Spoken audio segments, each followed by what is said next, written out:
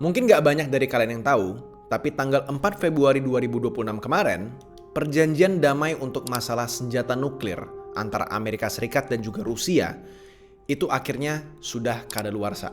Selama bertahun-tahun dari 2010, perjanjian ini selalu eksis dan bahkan sejak dari tahun 1963 itu sudah ada perjanjian yang sejenis, yaitu aturan untuk pengembangan bom nuklir. Nah, di tanggal 4 Februari kemarin, gak ada lagi tuh yang namanya pagar pembatas yang bisa stop masing-masing negara untuk terus produksi bom nuklir ke pertahanan mereka. Ini bikin rasa aman dunia itu tiba-tiba hilang. Karena ini artinya kita semua jadi menerka-nerka apakah perjanjian ini akan dilakukan kembali atau enggak ke depannya. Karena yang bikin ini semua jadi lebih mengkhawatirkan adalah Trump sebagai Presiden Amerika Serikat itu ngelakuin hal yang gak pernah dilakukan sepanjang sejarah setelah perjanjian ini berakhir. Kita bakal bahas semuanya di video kali ini. I just want to say, All my fellas. All my fellas. Halo semuanya, kenalin nama gue Josh Kultom. Selamat datang di channel gue, di mana di sini gue ngebahas tentang konspirasi, ada tentang finance, ada juga tentang teknologi kayak misalnya AI dan juga kripto. Kalau kalian suka konten seperti ini, please subscribe channel ini karena banyak dari kalian yang rutin nonton video gue tapi nggak pernah subscribe. Why guys? Why? Kalian juga bisa join membership channel ini di mana kalian bisa nonton video yang belum tayang duluan dan bisa nonton video-video membership lainnya yang sifatnya lebih pribadi. Kalian bisa cek linknya di deskripsi di bawah. Gue juga ada channel yang jauh lebih konspirasi ya, isinya juga nggak kalah entertaining. Namanya adalah Stigma alias Skeptik Bersama. Isinya itu adalah cerita-cerita yang bikin kita tuh jadi skeptik mampus dan jadi mikir dua kali gitu. Cocok banget buat kalian yang lagi makan, lagi gabut, atau ya sebelum tidur lah. Kalian juga bisa lihat channelnya di deskripsi yang ada di bawah. Oke guys, kita lanjut ke video kita hari ini.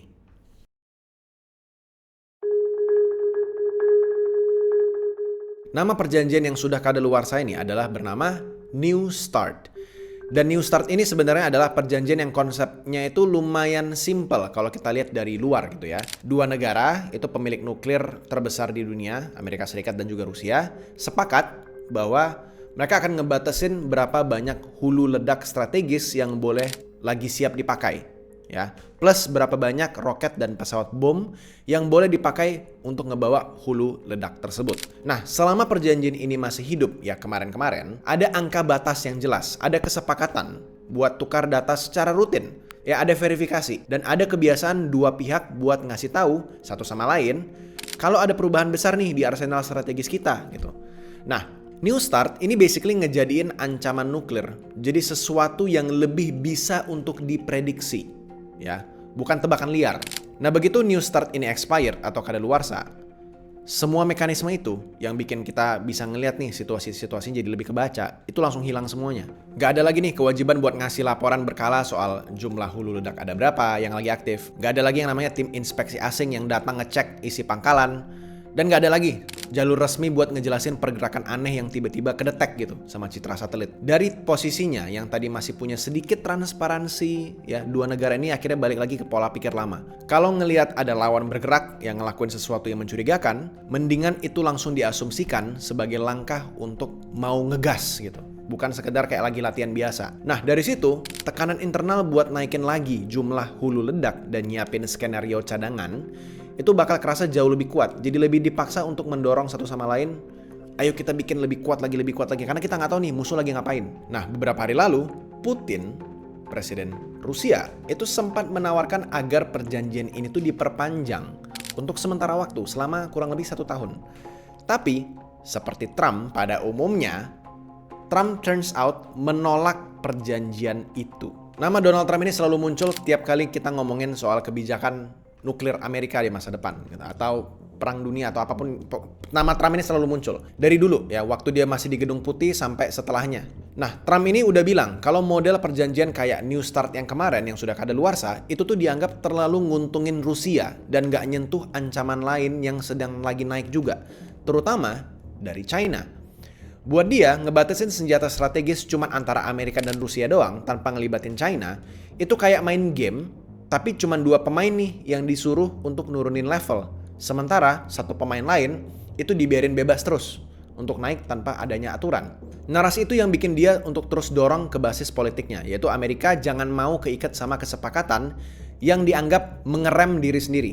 Sementara saingan dia yang lain itu terus bisa ngegas. Dari situlah lahir ide kalau treaty generasi baru harus jauh lebih keras dan juga lebih fleksibel. Versi yang sering dibahas di lingkaran pendukungnya Donald Trump adalah kesepakatan nuklir yang baru, yang bukan cuma ngitung beberapa hulu ledak yang boleh aktif, tapi juga ngehubungin langsung batasan nuklir sama tekanan ke Rusia dan juga China. Artinya, kalau dua negara itu dianggap nih lagi agresif di Eropa atau di Pasifik, Amerika punya ruang buat ngegas program nuklirnya sendiri tanpa ngerasa diikat komitmen yang lama. Di atas kertas, konsep ini kedengarannya tegas, tapi implikasi ini sangat jelas ya teman-teman. Daripada kita ngerem bareng-bareng nih, semua pihak justru dikasih sinyal kalau kita ningkatin nih kekuatan kita masing-masing, itu bisa jadi alat tawar politik kapan aja di masa depan. Buat negara lain yang ngelihat dari jauh, wacana model begini sebenarnya nunjukin kalau arah pembicaraan soal nuklir udah geser dari gimana caranya nih nurunin resiko bareng-bareng, jadi gimana caranya nuklir dipakai sebagai kartu negosiasi atau politik yang fleksibel di masa depan. Nah, yang bikin mengkhawatirkan adalah karena New START tadi itu sudah kadaluarsa, pola pikir kayak gitu tuh bisa malah ngebuat perlombaan senjata yang baru atau dulu sebutnya arms race ini jadi akhirnya tayang kembali. Kalau kalian dulu ingat ada yang namanya space race ya, di mana Rusia dan Amerika berlomba-lomba untuk pergi ke bulan. Sekarang kita balik lagi nih ke arms race, dan sejumlah analisis itu ngegaris bawahin kalau pendekatan seperti ini diikutin terus-menerus, langkah logis selanjutnya adalah ningkatin status siaga sistem nuklir biar tiap ada ancaman bisa langsung dibalas lebih cepat di masa depan.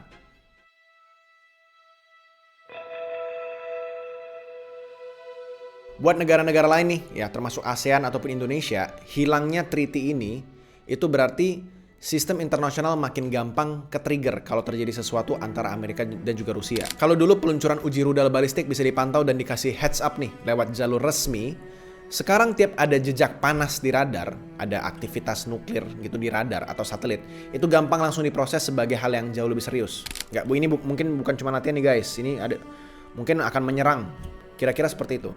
Karena kita nggak pernah tahu tujuannya buat apa mereka ngelakuin itu. Negara-negara yang nggak punya senjata nuklir ini juga bakal ikut ngejagain jalur laut. Mereka bakal lebih ketat untuk di jalur rute dagang.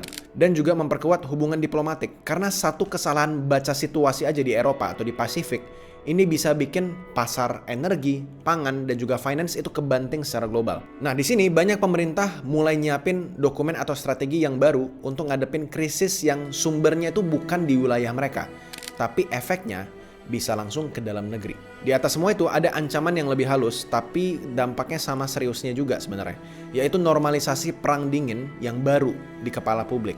Tanpa perjanjian yang jelas, wacana perlombaan senjata atau arms race ini pelan-pelan bakal jadi kedengaran kayak sesuatu yang bukan alarming lagi, bukan sesuatu yang darurat lagi. Karena udah terbiasa masyarakat untuk mendengar hal seperti ini terus terjadi. Sementara itu, teknologi nuklir sendiri itu juga sebenarnya udah jauh berbeda banget sama gambaran yang kebanyakan orang tahu. Yang masih kebayang sama orang-orang mungkin cuman Hiroshima dan Nagasaki ya. Dan kalian perlu tahu ya, hulu ledak modern atau bom nuklir modern zaman sekarang ini punya daya rusak yang luar biasa jauh lebih besar daripada Hiroshima Nagasaki. Hanya satu bom doang. Efeknya itu bisa jauh lebih besar daripada apa yang kita lihat di Jepang tahun 1945 dulu.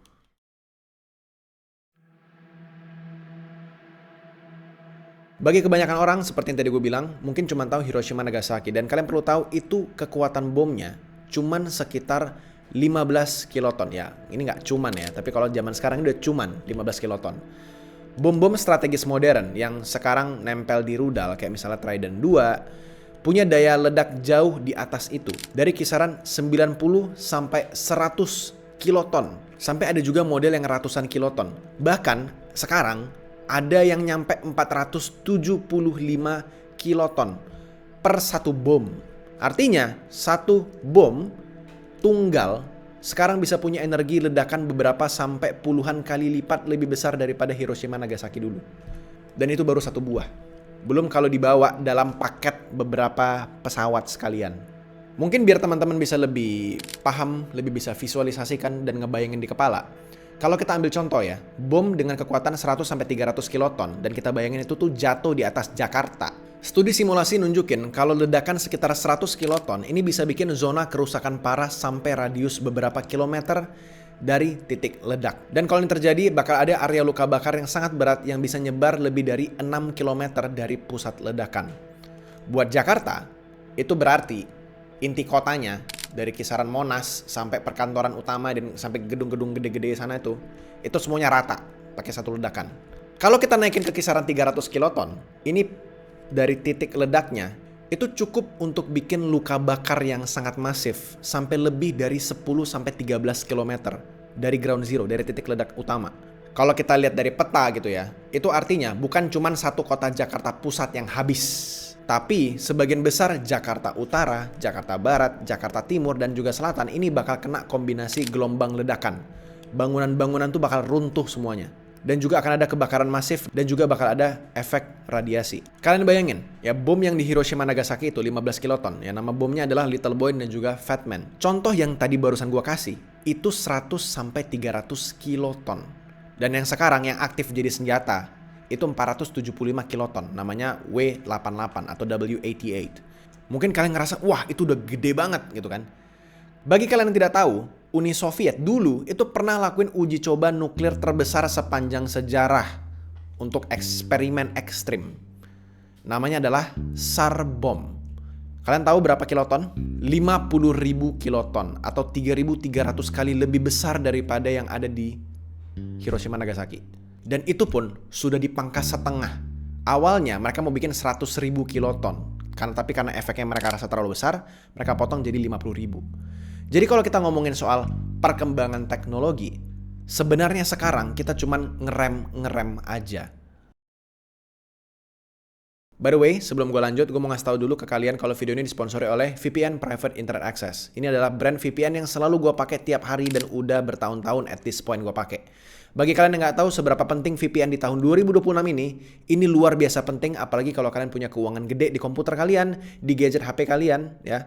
Kalau kalian pakai WiFi publik atau lagi mau akses website yang nggak available di Indonesia, kalian bisa pakai aplikasi Private Internet Access. Dengan kalian pakai VPN Private Internet Access, itu kayak nyembunyiin alamat laptop kalian atau gadget kalian jadi alamat palsu. Sehingga kalau ada hacker yang mau akses IP kalian, dia jadi nggak bisa. Kalau kalian punya uang nih, ya puluhan, ratusan juta, bahkan sampai miliaran rupiah di gadget kalian, dan kalian nggak punya VPN, yang cuma bayar $2 aja tiap bulan, kayaknya kalian boleh pikir-pikir ulang deh keputusan kalian. Jangan sampai hanya gara-gara nggak pakai VPN, semua data kalian tuh hilang semuanya. Dan please pakai banget, jangan sembarangan pilih VPN, apalagi yang gratis, karena udah jelas yang gratis itu curi semua data kalian. Itu kenapa dia bisa gratis. Kalau kalian pakai link piavpn.com/josrafg, kalian bisa dapetin 83% diskon dan juga plus 4 bulan free. Ditambah kalian punya garansi 30 hari. Jadi kalau misalnya kalian nggak suka, VPN nggak penting gitu kan.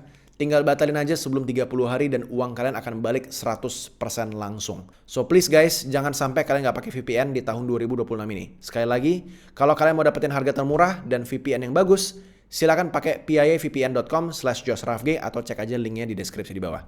Oke guys, kita lanjut ke video ini.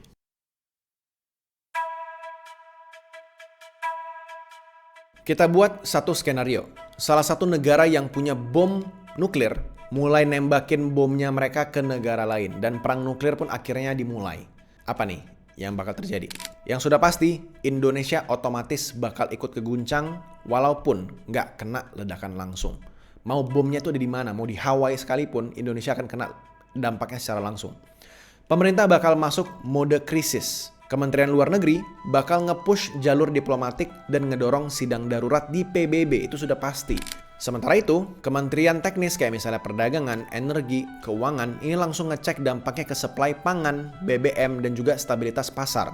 Bank sentral juga kemungkinan besar bakal nyiapin langkah penyangga buat nahan guncangan kurs dan juga capital outflow karena tiap kali ada konflik besar seperti ini biasanya bakal bikin investor global bakal lari ke aset yang lebih aman atau yang lebih cocok pada saat itu dan ninggalin pasar negara berkembang, yaitu seperti negara kita, negara Indonesia. Di saat yang sama, aparat keamanan dan juga intelijen dalam negeri bakal diminta untuk ngawasin potensi ketegangan baru di berbagai macam kawasan.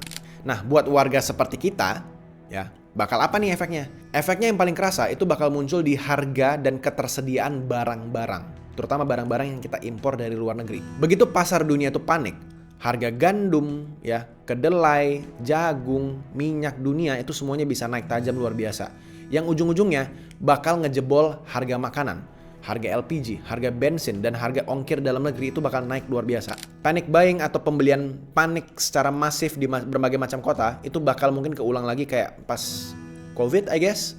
Kalian masuk ke supermarket ya, rak minyak goreng itu bakal hilang semuanya, beras-beras bakal hilang dan diludes sama semua orang. Dan bahkan barang-barang lain yang mungkin dianggap bisa jadi barang emergency ini bakal kosong sementara waktu karena mereka rasa mereka perlu stok barang-barang ini. Di sisi lain, kekhawatiran soal radiasi. Ya ini tergantung sama lokasi di mana bomnya terjadi ya. Cuman kekhawatiran soal radiasi ini bakal muncul.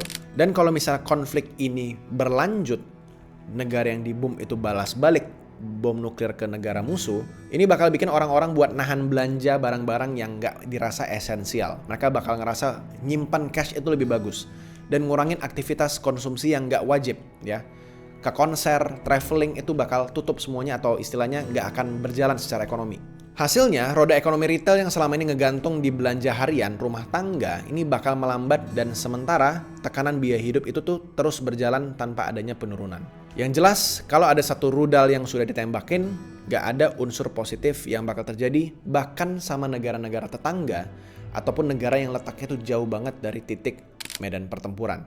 Sehingga, semua satu bumi ini itu bakal meminta agar perang ini diberhentikan dan mencari solusi jalur tengah. Gue penasaran sama apa yang bakal kalian lakuin kalau kalian tahu ada rudal nuklir yang ditembakin ke negara lain. Kalian coba tulis di kolom komentar fantasi kalian, apa yang bakal kalian lakuin? Apakah kalian bakal stay di kota yang sama, pindah negara, ngestok makanan, atau apa? Gue penasaran sama isi kepala kalian. Jadi please tulis di kolom komentar di bawah. Jangan lupa subscribe guys bagi kalian yang belum, apalagi kalau kalian emang nonton video ini sampai habis ya. Please subscribe. Kita ketemu lagi di video selanjutnya, atau kalian juga bisa nonton video stigma yang tadi gue mention di awal video di sebelah sini.